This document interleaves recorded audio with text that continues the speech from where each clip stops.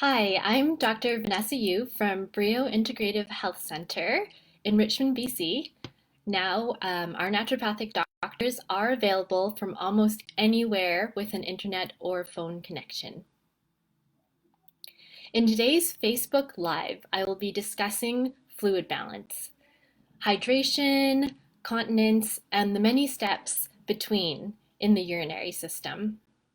The overall focus will be on bladder health.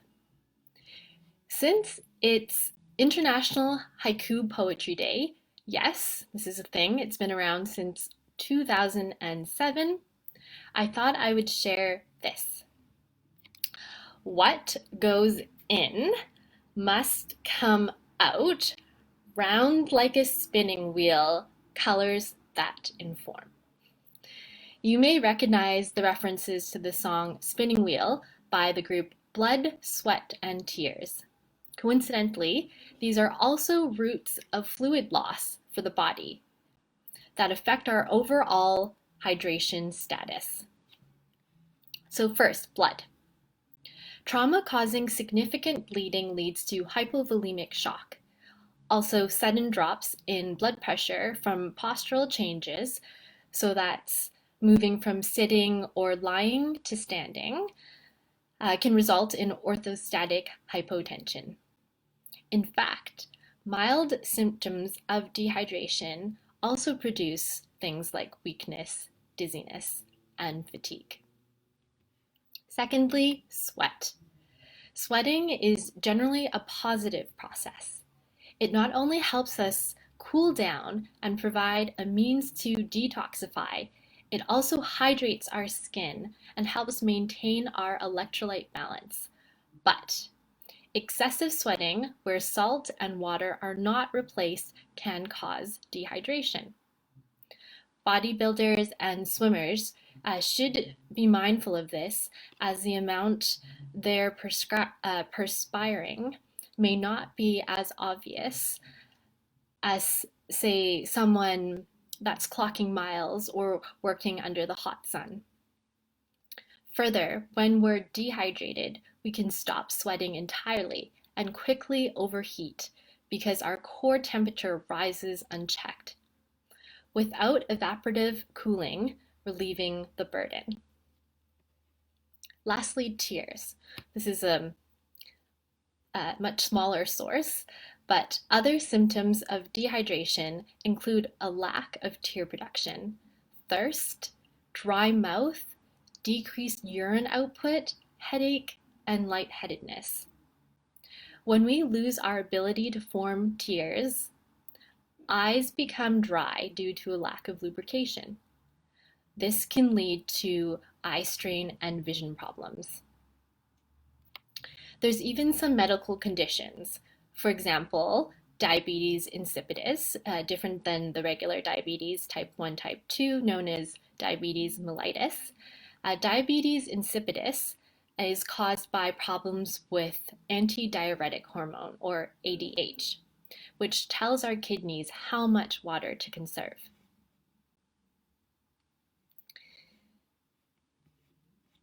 Also, there's certain medications that can do this too, increase our urine output.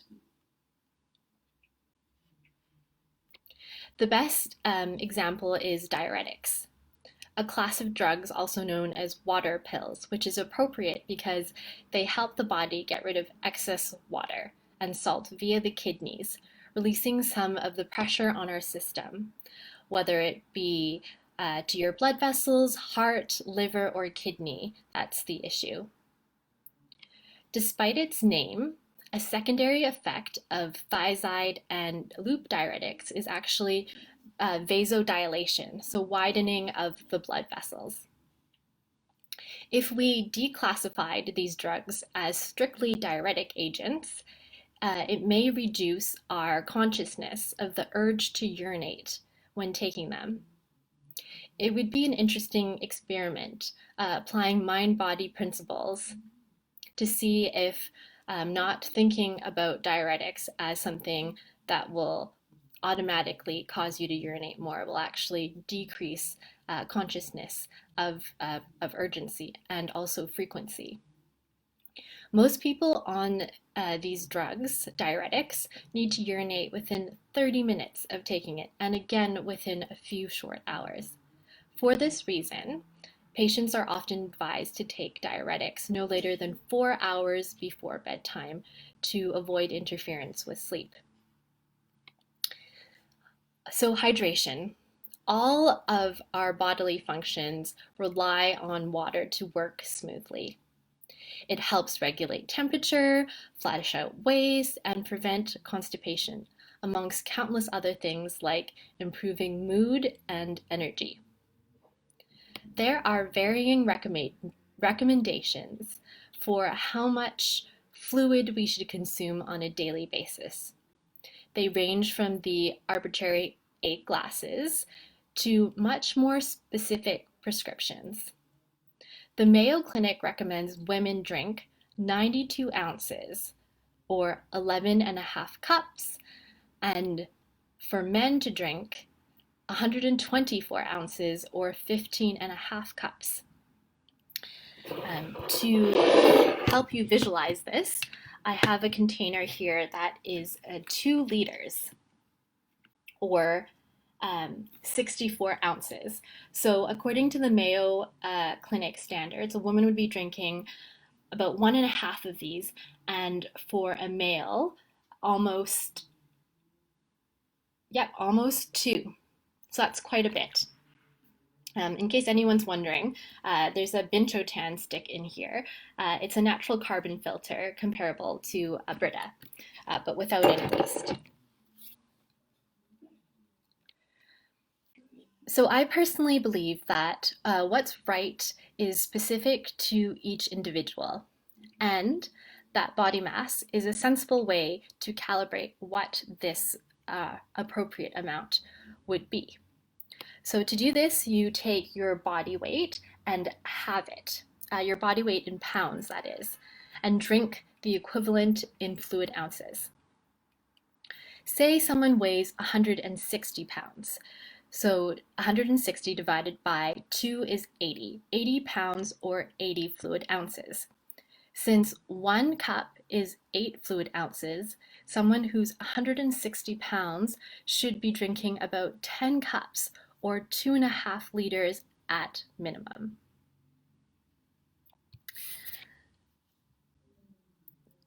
I'll just give you a moment to do some of that mental math and see if you're drinking close to what is an appropriate amount for your body.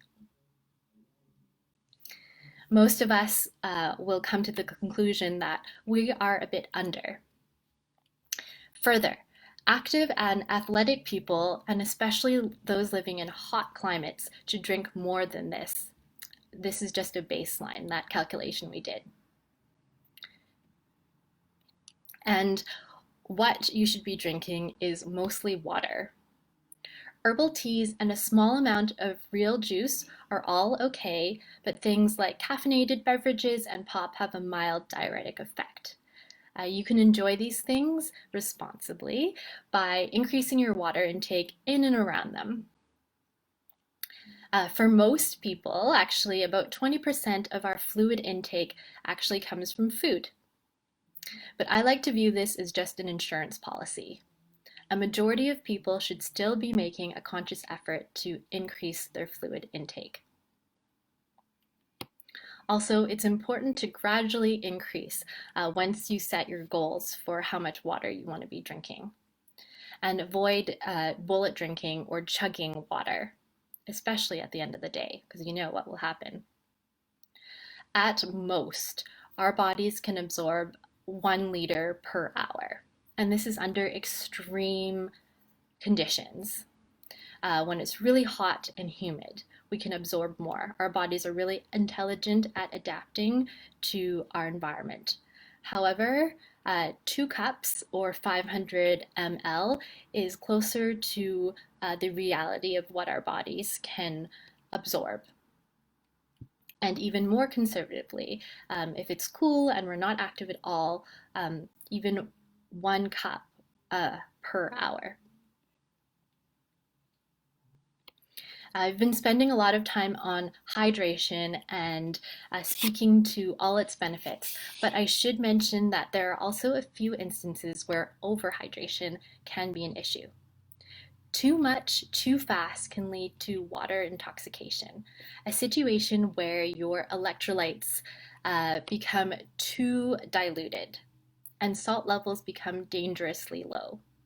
So keeping your water consumption well under 1 liter per hour will avoid the situation of hyponatremia. So this talk was supposed to be about bladder health, right? To have a good discussion of bladder health, we need to hold in our excitement for just a moment and back up a step. We must first talk about the system above it and inextricably connected to it through the ureters. That's the kidneys, our primary organ of water balance. What does your kidney do for you? Have you ever wondered about its function? What comes to mind? It's likely not the first vital organ nor the sexiest, but we would be a hot mess without it. Our kidneys filter out waste. That might be one of the top functions you came up with. They also remove water-soluble toxins, metabolites like uric acid, urea, ammonia, and much more. And they manage water distribution throughout the body. Each kidney contains roughly 1 million nephrons, or microfilters, which are capable of processing 180 liters of blood per day. So I'll bring out my water jug again.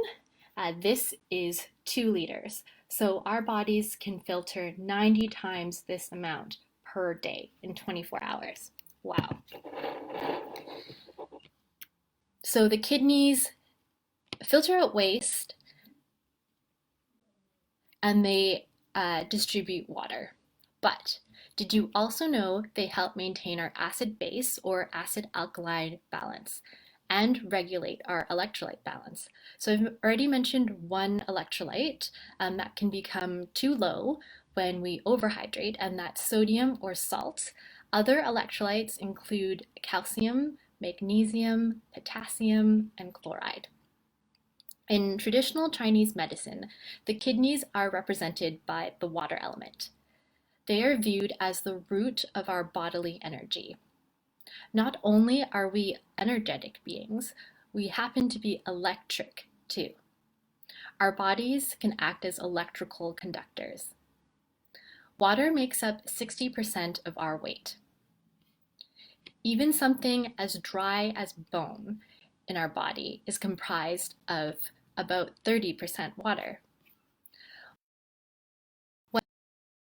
Water contains dissolved minerals and salts, so it can conduct and generate its own electricity. Remember my haiku from earlier? It went something like, what goes in must come out, and a few more verses. When dehydrated, kidney filtration and regularity of elimination suffers. Both urine and stool output decrease, causing waste to accumulate in our cells. So there's already we know about the symptoms of dehydration, and now these are symptoms of waste collecting in our cells. They include worsening or triggering of headaches, fatigue, joint pain, brain fog, and digestive problems, to name a few. Many people don't drink enough water and are chronically dehydrated without even knowing it. Signs of dehydration may occur with as little as 1 to 2% loss. Energy, mood, and thinking may start suffering before you even begin to feel thirsty. So now we can really talk about the bladder. It's known mostly for its function as a muscular holding tank, a stretchy balloon that collects material released from the kidneys above. So we've got the bladder, and then we've got the ureters connecting it to two kidneys. But did you know, besides fluid waste, that the bladder also stores emotions? Yes. According to traditional Chinese medicine, it does do exactly that. Exploring the field of mind-body connection and medicine, people who feel pissed off are more likely to experience a urinary tract infection from held-in emotions, especially anger. Interestingly, Continence, a homeopathic remedy made from Spanish fly or blister beetle, is the most commonly prescribed for urinary tract infections. The bright green fly or beetle is a source of cantharidin, a blistering agent that would produce urgent burning sensations in regular doses, similar to a urinary tract infection. I think I've got a sample here. Yes. Here is my well-worn tube of homeopathic Cantharis globules. It's good to have on hand when you're traveling for long road trips if you are prone to urinary tract infections. Further, emotions such as fear, this emotion is governed by the kidneys or urinary bladder according to Chinese traditional medicine philosophy of 5 elements. And another emotion, anxiety, this one is associated with spleen and stomach function. These two emotions, fear and anxiety, are associated with strong urges to pee, bedwetting or urinaresis, and incontinence. In fact, in the 5 elements wheel, generating wheel, water generates wood. That is, the emotion of fear can lead to anger and lashing out. This is best illustrated by the idea of a child who gets bullied, who then becomes the bully for self-preservation, to fight back.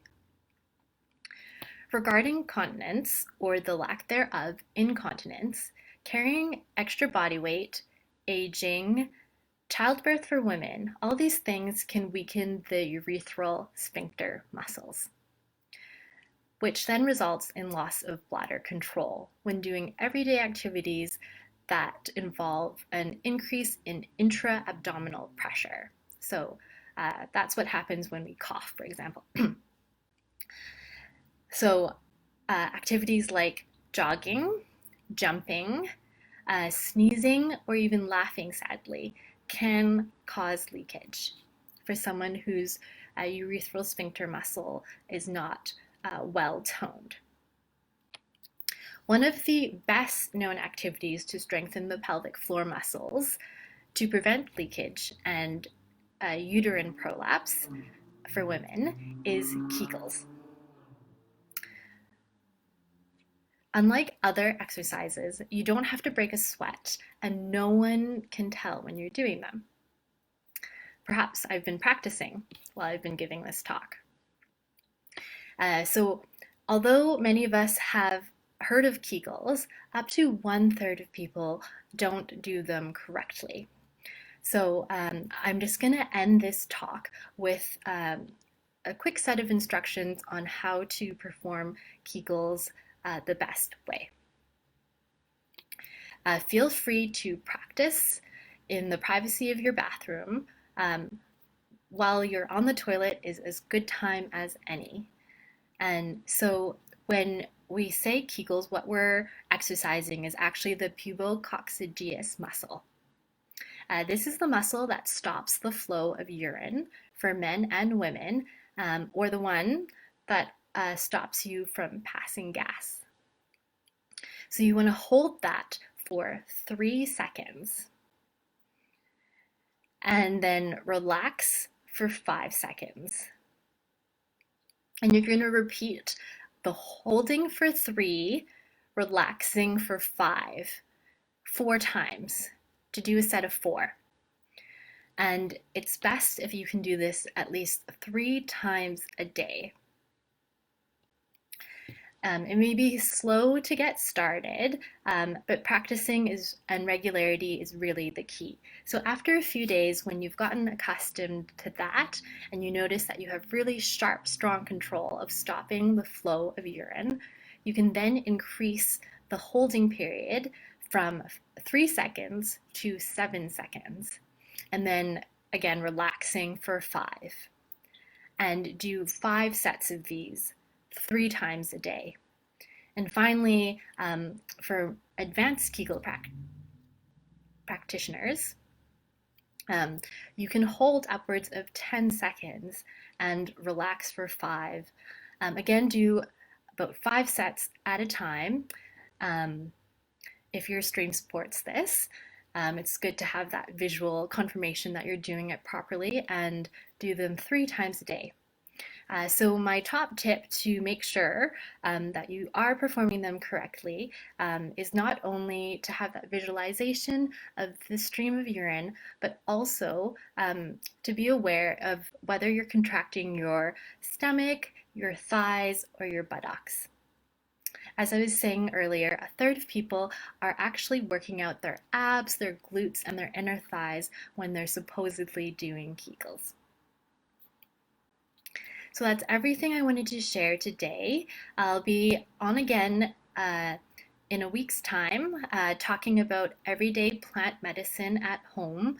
One of my favorite herbs for the kidney, liver, and urinary system is dandelion. Both the root and the leaf have different constituents with specific actions for those organs. And so, yep, I'll be back next Friday for another Facebook Live. I hope to see you all then.